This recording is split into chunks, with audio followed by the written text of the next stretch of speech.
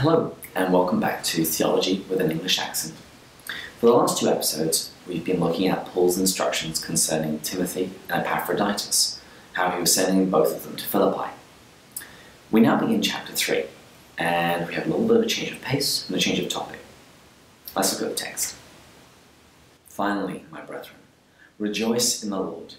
To write the same things is not irksome to me, and it is safe for you. Look out for the dogs. Look out for the evil workers. Look out for those who mutilate the flesh. For we are the true circumcision, who worship God in spirit and glory in Christ Jesus, and put no confidence in the flesh. Though I myself have reason for confidence in the flesh also. If any man thinks he has reason for confidence in the flesh, I have more. Circumcised on the 8th day of the people of Israel, the tribe of Benjamin, a Hebrew born of Hebrews, and the law a Pharisee. As to zeal, a persecutor of the church. As to righteousness under the law, blameless. Okay, so Paul begins this section with, finally, my brethren. In one of the earlier top-up episodes, I spoke about how there is the possibility that Philippians is actually multiple letters stitched together. And this is one of the articulation points. This is one of the points where people think, well, some scholars think, that this is possibly another Philippian letter stitched onto an old one. Because Paul says finally, and he's then going to carry on for 2 more chapters. If you want to find out more about that, I'd suggest watching that video. But Paul says that to write the same things to you is not irksome for me, but it is safe for you. So he's reiterating what he's told them before. Now, this could have been in a letter, or it could have been when he was in person. But either way, it's immaterial. I think the thing that we can draw from this is that sometimes we need to hear things again, even if we know them.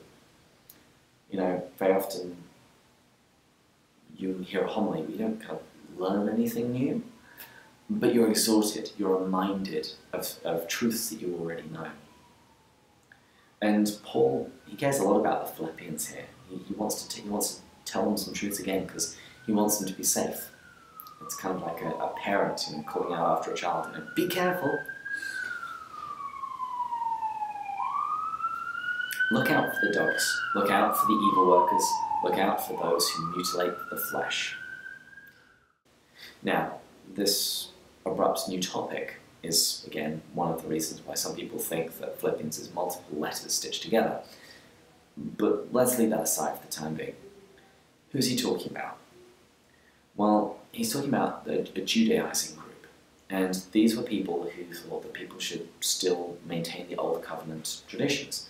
That means keeping kosher with the food laws, still being circumcised, pretty much still following the entirety of the Mosaic Law.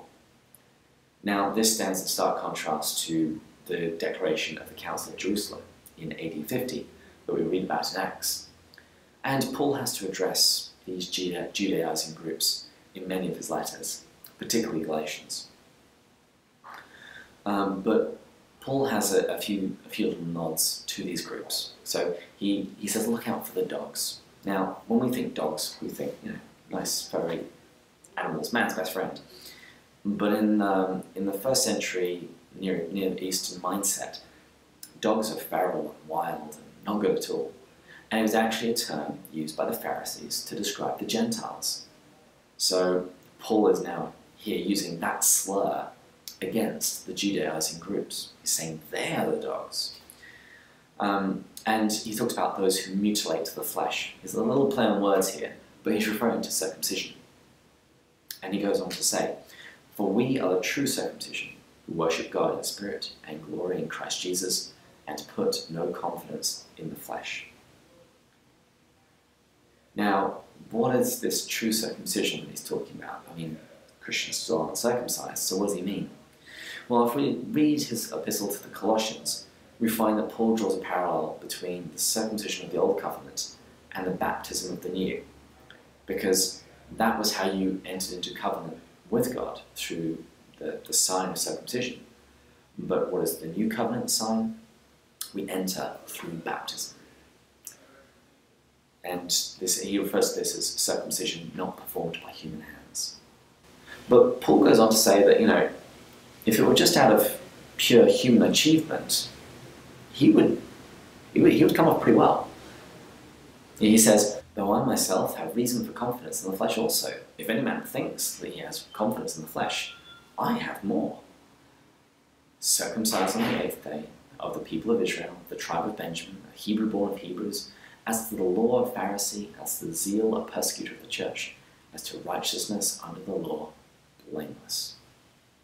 So Paul lays out his credentials, because some people might have said that, yeah, Paul, you don't know what you're talking about when it comes to Judaism. You don't really understand the Mosaic law. So Paul lays out his credentials. And it's kind of like saying, I'm not only American, I came over on the Mayflower. Because Paul says he's been circumcised on the 8th day, according to the requirements of the Mosaic law. He's an Israelite. He's part of God's chosen people, a descendant of Jacob, who later gets renamed Israel. Paul belonged to the tribe of Benjamin, and this wasn't an insignificant tribe.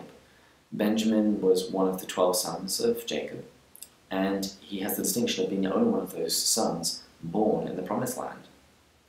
And out of that tribe came King Saul, and it was the tribe that went into battle first. Paul says he's a Hebrew born of Hebrews. So he's a descendant of Abir, the great-grandson of Shem. He belonged to the Pharisee party, and we hear about the Pharisees a lot in the Gospel. They tend to get a very bad rep in the Gospel, but these were zealous Jews, people who took the law incredibly seriously. They were, I guess you call them, say, a rigorous group within Judaism. And then he says, as to zeal, how much zeal did I have for my Jewish faith? Well, I was a persecutor of the church. That was how his zeal was manifested when this new sect arose called the Nazarenes, or Followers of the Way, or eventually they were called Christians. Paul vigorously opposed them and persecuted them. So this is basically Paul's resume. These are all of his achievements and accolades, and in the next episode we'll find out how he views these things since coming to Christ. And for today's point to ponder, I would invite you to write your own life resume. Consider your achievements and your accolades. And then we'll have a look at them again in the next episode. And until next time, in the words of Venerable Archbishop Fulmachine, God love you.